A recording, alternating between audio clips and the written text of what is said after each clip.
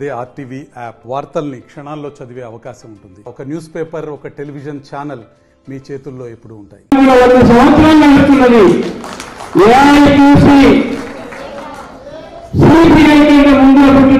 చరిత్ర కార్మిక చట్టాలకు తీసుకొచ్చినటువంటి చరిత్ర ఏఐటీసీ, వేతనాలు ఏ విధంగా కావాలని పోరాటం చేసినటువంటి ఏఐటీసీ, 8 గంటల పని గురించి పోరాటం చేసింది ఎవరయ్యా?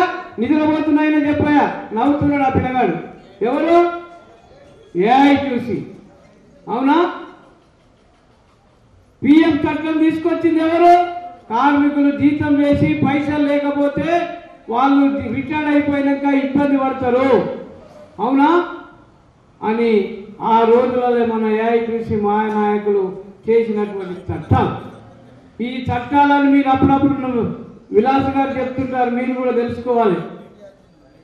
దసరా పండుగ వచ్చినప్పుడు పండుగ ఎట్లా యాద్ చేసుకుంటారో, బోనాల పండుగ వచ్చినప్పుడు ఎట్లా యాద్ చేసుకుంటారో, నిన్న కాకపోయినా చలికాలం సంక్రాంతి మిఠాయి ఒకరోజు తిన్నారు, బొక్కల కూర ఒకరు తిన్నారు.